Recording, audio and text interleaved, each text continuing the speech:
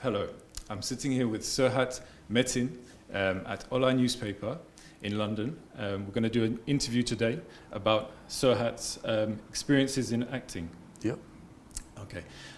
First of all, Serhat, how did you hear about Online Newspaper? Well, actually, it was my my PR. So we spoke about contacting a newspaper to promote, my acting, and my PR contacted Olai. So it was because of her, yeah. Yeah. From what I understand, you actually wanted to reach out to the Turkish and the Turkish Cypriot community. Yeah. And extended, people that read the paper. Yeah. Because you wanted to explore what was the exact reason for reaching out and wanting to be interviewed? Just to show the Turkish community that, I'm here and I exist, and this is what I'm doing. And I want to encourage the younger generation, well, not just the young generation, but anyone, to follow their dreams and their passions, and to just go at it and do what you love, Yeah. Absolutely. So continue on from that. We're going to talk a little bit about Gangs of London, of course, and the people you've worked with, the directors. And there's a lot of projects coming up as well. Before we get into that, you're London born. Yeah. Do you consider yourself a Londoner, or would you say you feel more maybe a mixture within the Turkish communities or even other communities as well? Where do you feel you feel belong? I do feel very British. Being born here and going to British schools and being surrounded by British people, I do feel very British. Okay. But at the same time, I'm not forgetting where I come from. No. And I'm proud of who I am and my background. And I would like to reach out to more Turkish, of where I come from and the Turkish community. So I think that's important. Absolutely. To stay connected. Stay connected. Yes. Brilliant. We'll come back to a few of those ideas as well. No problem. As we go on in the interview. Mm-hmm. So, I'd like to begin. How did you actually get started in acting? Where was the beginning for you? Acting for me, I didn't choose to be an actor, funny enough. Okay. I was chopping and changing jobs for a long time. I didn't know what I wanted to do. I was confused. And I actually wanted to be a boxer. Wow, okay. And I got my license. I was boxing for about 4 or 5 years. Yes. And it was shortly after boxing that my asthma started to worsen, so I had to quit. Wow. Yeah, unfortunately I had to quit boxing. But I found an ad in a newspaper that they were looking for boxers or boxing experience. Mm-hmm. So I contacted them, sent them a picture, and they invited me to the film set. Wow. So that was my first experience on film set. I think it was in 2011 for the film called The Veteran. Yes. So that was my first experience on set, and I fell in love instantly. I said, this is what I want to do for the rest of my life. Yeah. So you literally wrote a letter to the casting director, or who exactly? It was more like sending your email headshots. They just wanted to see what you look like, your experience, what you've done, and stuff like that. So where did you see the opportunity to send that to them? You were looking in online or in a paper, or what? It could have been online. I mean, it was a long time. It was a long time now, but yeah. They were looking for physically strong people, thug-looking people. Okay. And that's what I applied for, and I managed to get the role. So wonderful. Yeah. You don't strike me as a thug, but if you play that, that's brilliant. Buff myself, grow the beard a little bit, or who knows. Yeah, absolutely. Okay, that sounds quite fortuitous in a way. Something happened and you saw an opportunity, and then one thing led to another. Yeah, I could say that. Yeah, it's quite interesting. Okay, brilliant. So moving on, so like you mentioned already, you have a background in boxing. Yeah. So you said you don't box anymore. It's only for training. Only for training. Yeah, okay. I love the sport. I really love the sport. But I just do it to keep fit now. Yes. Yeah. Absolutely. So is that like a daily daily routine you're involved with, or? I wouldn't say it's a daily thing. I would say a couple of times a week. You know, I'll practice on the bags. I'll do some skipping on punch bags, maybe some pads. Okay. But other than that, I don't think I'll step in a ring again. No? No. Okay. Probably not. You wouldn't recommend it? No, I mean, if you enjoy being punched in the face, then yeah. Absolutely. But no. But from my experience, I know that a lot of actors, especially from physical backgrounds, can still be quite injured badly.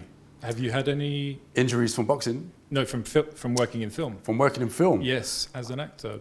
I have actually. Yes? Yeah. Okay. So I do a lot of my own stunts. Not all the time, but I do. When it comes to fight scenes, I would do my own fight scenes. Wow. Okay. Yeah, there was this one time I was doing a fight scene with a Chinese production, and I landed wrong and I sprained my ankle. Oh my goodness. It was pretty bad, but yeah, I carried on through the pain, and we got through the take, and then like method acting. Method acting. Yeah. You just went through. Stay dedicated. Fantastic. I probably wouldn't recommend that to anyone, but it sounds quite scary. Yeah. Okay, so coming to my next question, I'd like to ask you about your experience of working on Gangs of London, HBO and Sky Atlantic TV series. Basically, finding out about your experience and what were your highlights of working on Gangs of London? My highlights, I would say working with Gareth Evans and Corinne Hardy. So they're two of the directors for the series. Gareth Evans, he directed the Raid 1 and the Raid 2.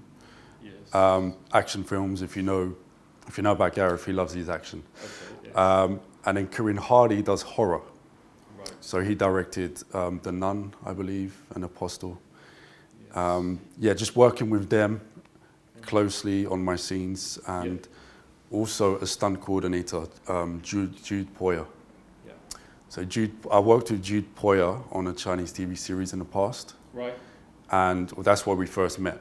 Brilliant. And then we was reunited again for Gangs of London. Was that fate that you managed to bump into him again, or was... Possibly, who knows, but okay. It was the second time working with Jude Poyer. So. Second time working. Yeah. Okay, so your experience on Gangs of London, it's not out everywhere at the moment. It's out in the UK on the UK. Sky Atlantic, Now TV, I believe. Not in the US. No, not in the US. It will be released in the US probably July sometime. July time. Yeah. Okay. So obviously, with your physical background, did you feel that really helped you for this role, or do you feel you had to approach it in a slightly different way? I think it's I think it's a bit of both, to be honest, because the role does require you to be a bit physical, but at the same time, it was emotionally demanding as well. So it was probably my biggest challenge in acting so far. Yeah. Yeah. Okay. Why would you say it was your biggest? I don't want to give away any spoilers, but if you see the scene, episode 2, if you watch the scene, you know exactly what I'm talking about. It's quite intense. It's quite intense. Okay, yeah. I don't want to probe too much on that one because we don't want to give too much away. No problem. Yeah, that's fantastic. Okay. So coming back to, you said you worked with directors Corinne Hardy and Gareth Evans. Yep. On the series. Were they, because you said, was it Corinne Hardy works on more horror? Yep, he does mainly horror films. Horror films. Yeah. Were they both distinctly different from each other? As directors? Yeah, of course. I mean... Yeah, so they both have their ways of doing things. Every director has their way of doing things. Sure. Gareth is very action-based. All his films is action-based, and it's his actions are different level. It's quite unique. Okay. And I think that's what makes this series more unique and I wouldn't say better, but different to any other British TV series. Okay, I'm a big fan. I don't know if you've seen The Wire. The Wire, no. Okay, it's another HBO. So that kind of intelligent but quite heavily action kind of types of. There's probably a lot more violence, I would say, but done in a very kind of sophisticated way. Okay, yeah. So, how would you say that he's so unique in his style within the Gangs of London? Just his shots, Yeah. you know, his cinematography. He wants to make it as realistic as possible. He wants the viewers to feel what's going on in the series. Sure. And you can do that by, you know, different camera angles, and, you know, you see his work, he gets right in close and he does different angles and stuff, so. Yeah, quite personal. It can be quite personal, yeah. How did you find getting into the role of your character? And what was your specific process there? You said you're slightly different for this role. It's quite challenging. So what I do is I put myself in the character's shoes fully. Yes. So I don't know if you call it method acting or Meisner technique or whatever you call it, but if it's something I haven't experienced or can't relate to, I would just imagine it. Imagine it's truly happening to you, and how would you react to it? What would you do? And that's what I do in the series. That's quite interesting. My direct question would be to that: how much of what your character goes through, can you actually relate to your, or is that giving too much away? To myself, or to your life, to your experiences, or was there a lot of you having to go into someone else's mind and thoughts, feelings? Was there a lot? I would say it didn't relate to my life whatsoever. Wow. So it was totally different. It was something I've never experienced, and I hope I never do experience. Yes. But I fully had to imagine, for someone that was living that lifestyle, what they were going through. Wow. Yeah. Okay.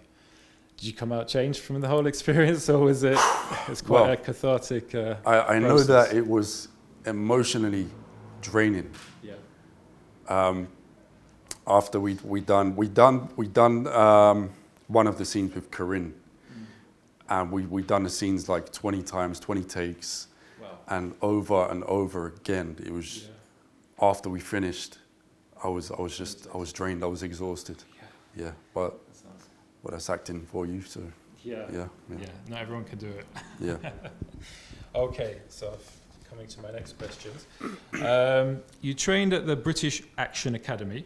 Yep. Working with Andreas Petrides? He is the founder, the owner of the company. He's the founder? Yeah. Oh, okay. Right. So founded. So you didn't actually work directly with him? Not directly with him. No. I've met him on a film set. Yeah. And I was referred to his attention by a fellow actor, friend of mine. Okay. And I see him on set, and he was doing like a physical role with guns and stuff. And I said, how did you get the role? And he explained to me that he did a course, he did some training with Andreas, and I looked into it, and I decided to do it myself as well. That's amazing. Yeah. So coming to my next related to that, would you consider yourself a physical actor, or do you approach your roles from a psychological perspective? What would you say? I like to be very versatile. I wouldn't say I'm just physical. I can be physical.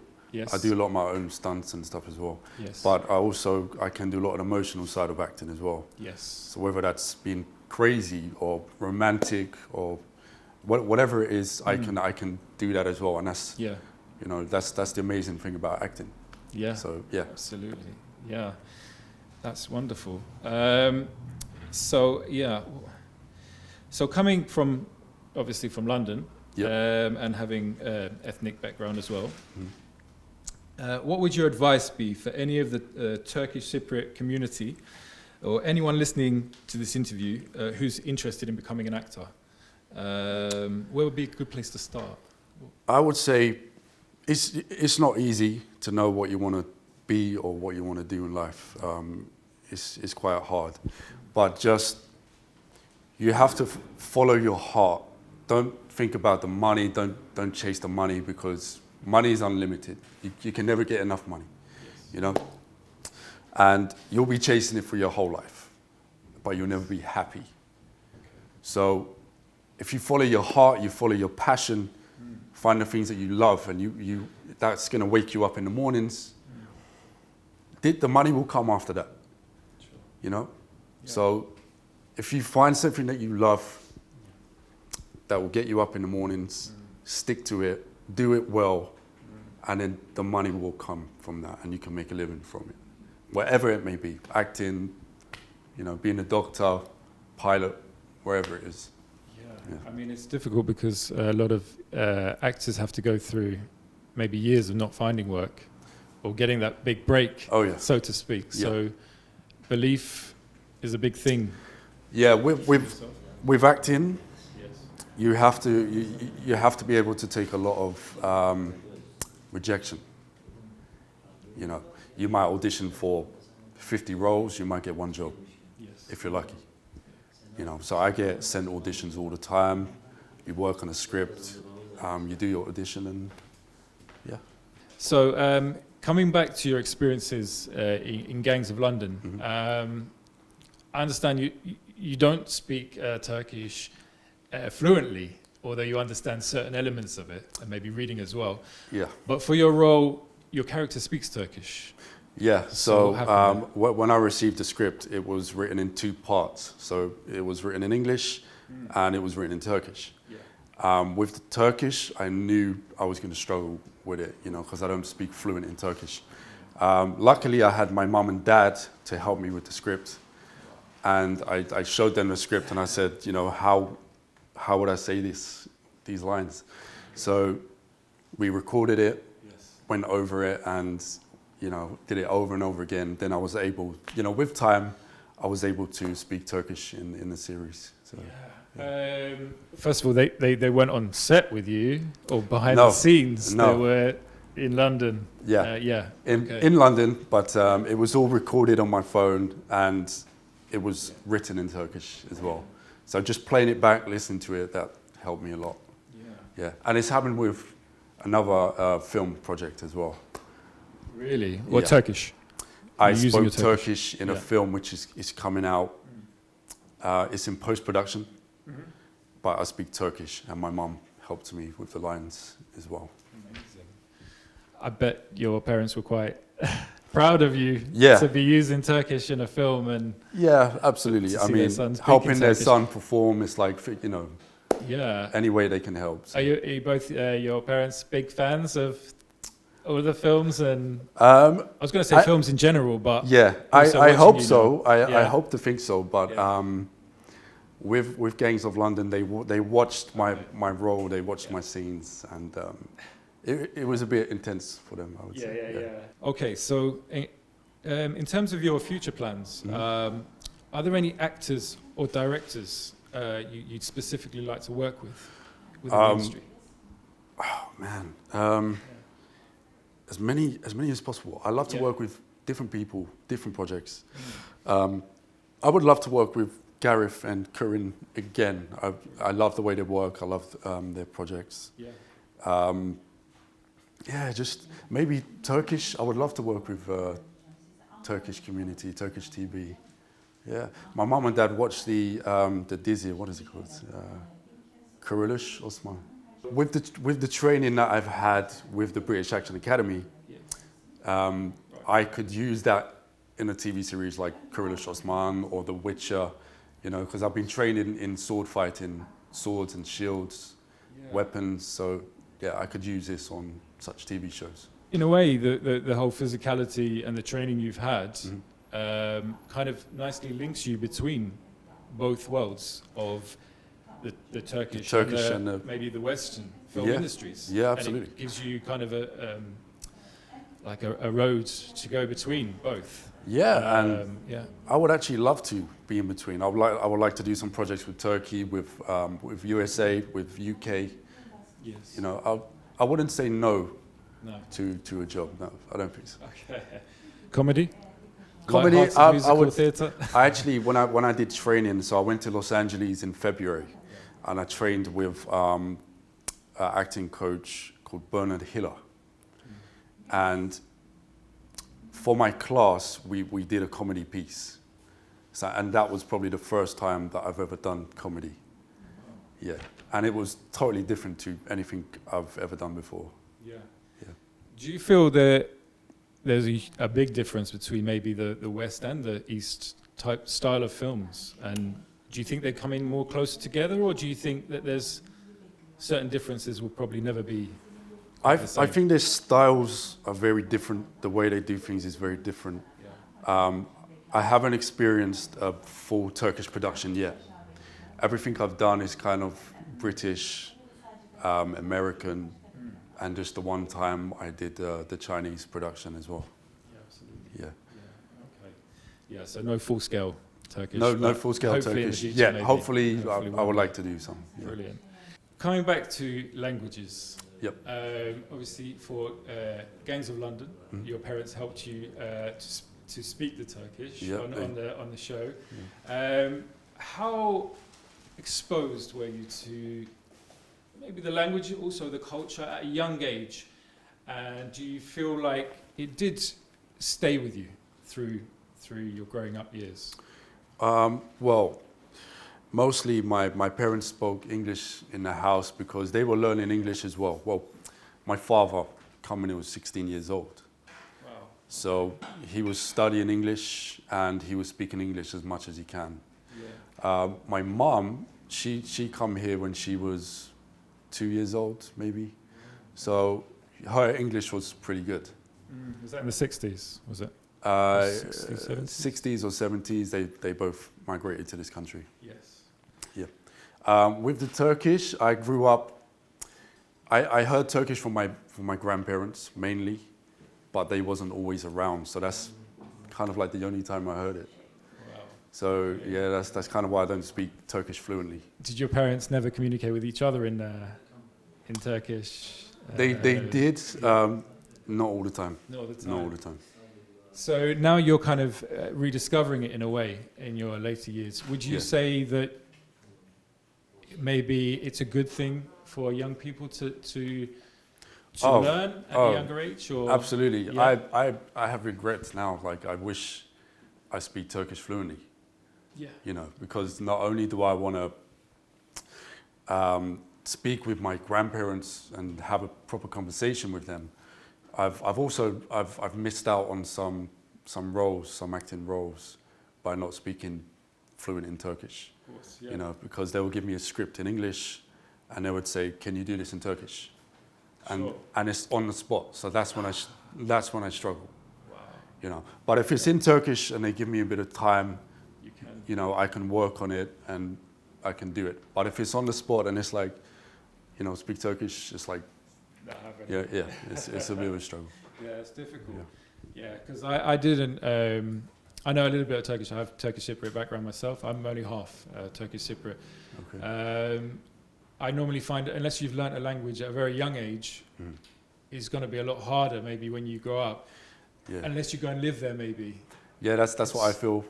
I've tried to dabble in it before and tried to learn the language, but it's like circumstances come up where it's a lot of acting stuff and auditions and roles, so that's kind of got my attention. But given the time, if I had the time and the training, I would do it. I would learn Turkish. Yeah, absolutely. Okay, great. So coming to something completely different from languages, the coronavirus, how has it impacted your life as an actor? And do you think things will actually change in a big way, or do you think maybe things will go back to normal eventually? It has affected everyone and everything, especially myself. Production is all gone on hold now. Due to the social distancing rules, we can't get together and make a film. I mean, projects might start to be in development now where there might be some distancing, wearing a mask and stuff, but it has affected me a lot. You know, I spoke to my agent. I've had self-tape auditions now, so instead of going to castings where you would audition in front of a casting director, it's all done at home where you film it yourself and you send it to them. And then they would pick you or, you know, stuff like that. Okay. This is slightly maybe not completely focused with you, but in 2018, the film Bohemian Rhapsody, Yes. Rami Malek, Oh. an actor with Muslim background, Yeah. managed to win an Oscar.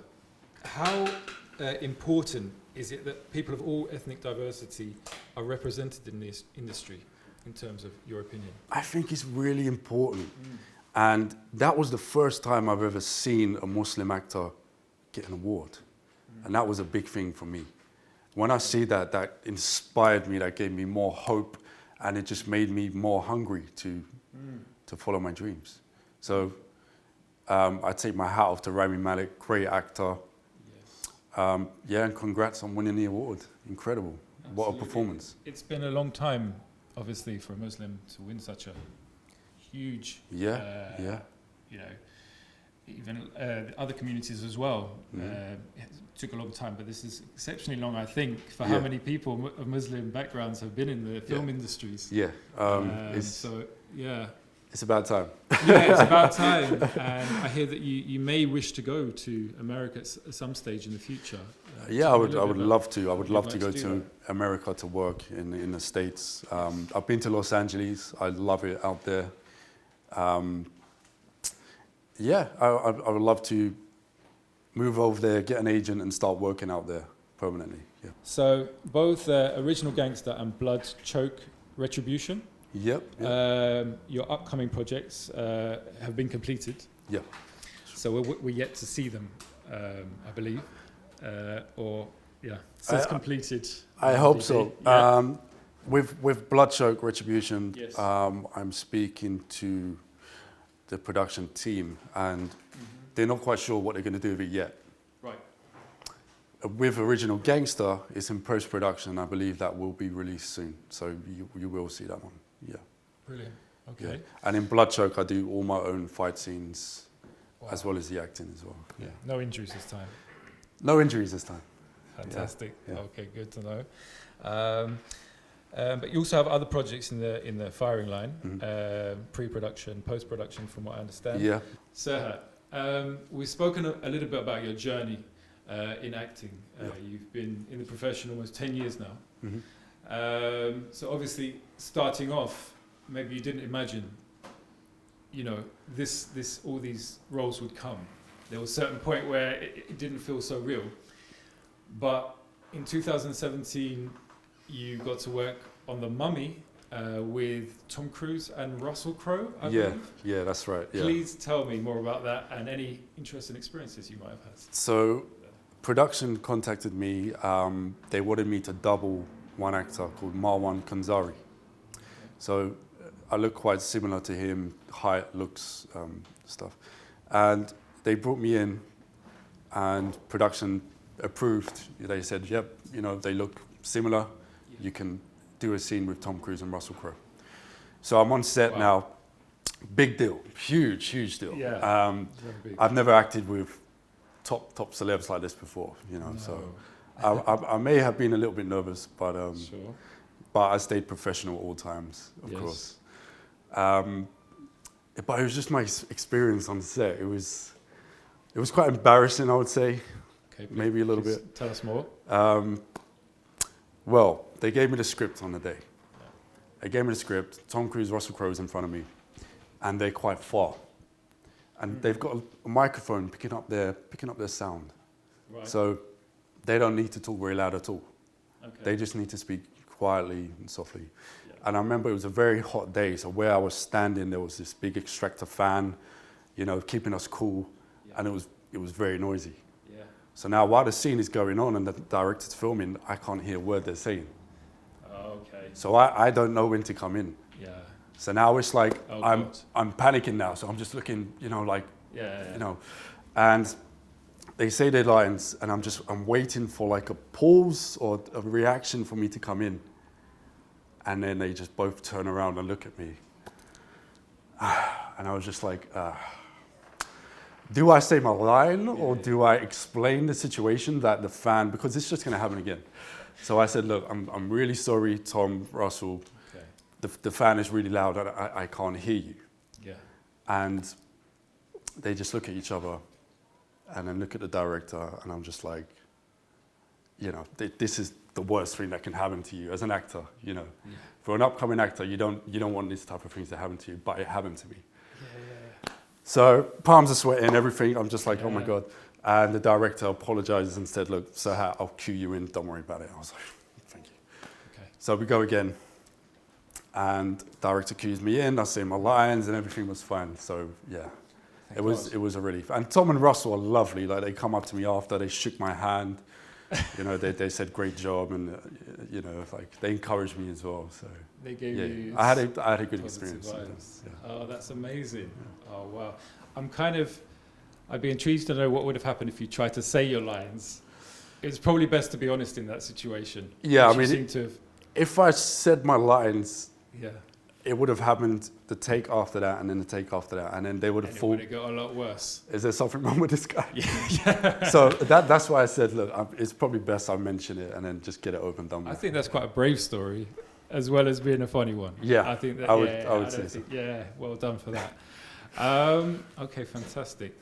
Come into another big role you had, Aladdin. Now, tell me, you didn't get it through a straightforward audition. No, so an agency contacted me and asked if I can sing and dance. Right. And I said, okay, what is it for? They said it's a huge Disney film. They wouldn't tell me what, but they just said a big Disney film. Yeah. I said, yeah, sure, okay, like, why not, you know. So drove to the studios and I met Jamal Sims. So he was the dance choreographer recruiting people for the Disney film. So we had to sing and dance in front of them, and he was picking people, and he picked me for one of the dancing roles. Amazing. Yeah. Did he know? He would have known that you didn't have that specific background. I don't think he doesn't know anything about anyone that was there. It's more about your ability to dance or to take movement well. Yeah. Or to sing. Yes. Because in Aladdin, in the whole parade scene, everyone's singing and dancing. Yeah. And I'm one of the guys in the scenes as well. And you weren't originally a dancer, but apparently you're boxing trainer. Yeah. Advised you. Yeah. So when I was boxing, my trainer advised me to take up dance lessons because I had 2 left feet. Okay. So I had everything but the footwork. Oh, wow. So he said, if you take up dance, you will be a complete fighter. Yeah. So I took some salsa lessons and some bachata lessons. Wonderful. And I did that for about 6 months. Yeah. And then when I got back in the ring, I was a different fighter. You know, I can get in and out of trouble. Yeah. Yeah, yeah. Okay. So that helped with, I would say, my career as well. Yeah. So again, it's another element of your background that helped you in a certain respect, being open to different art forms, which have helped you develop yourself as an actor and get roles as well. Any skill that you've learned in life, you can implement that in film and TV. Right. And I have a lot. Luckily, you know, I've done a lot of skills and I've used that in film and TV. So it's amazing. Yeah. Do we need to definitely watch your dancing scene in Aladdin? In Aladdin, is this something to be seen for sure, or is it not? If you can spot me, I mean, it's probably very fast. It's probably very. Okay. I mean, there's a lot of people. Yeah. I think there was like 300 to 400 people on the day. Right. And everyone's just dancing, and it's all colourful, and everyone is creative and stuff. So just to say you're there. Yeah, maybe you might need to pause it at exact moment and be like, that's him. But yeah, exactly. I was a part of it. So right. Okay. Yeah. Sounds interesting. Yeah. And then finally, did you want to talk a little bit about languages and something you'd like to see? Yeah. I would say it's very important to speak your own language, because not only are you going to use it in your personal life with your family and your background, but you can use it for many other things, your jobs, your future. In my case, film and TV. You know, so it's very important that you speak your own language, and maybe even more languages. The more languages you speak, the better it is for you. Yeah, because you can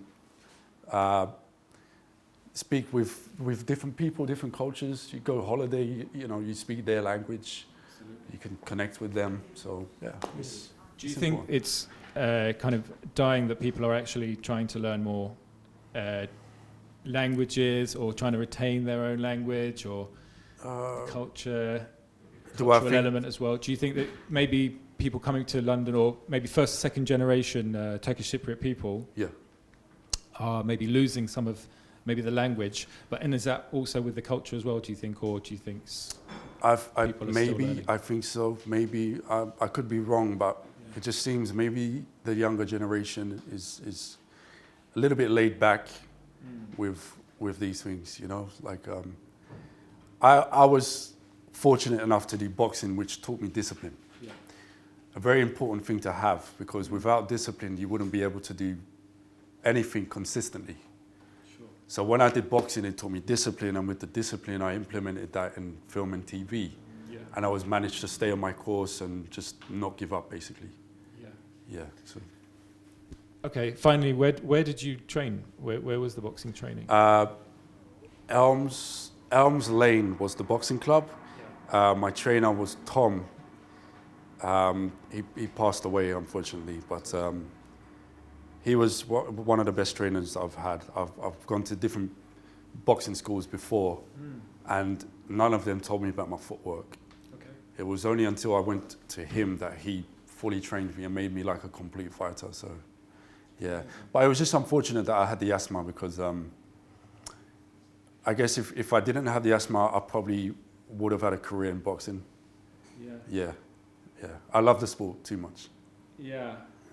Well, it sounds like you've had a wonderful path and you've managed to use what you learned as well. Yeah, absolutely. To create new pathways. And probably the message, in a way, that you're giving a lot of our viewers is to keep going.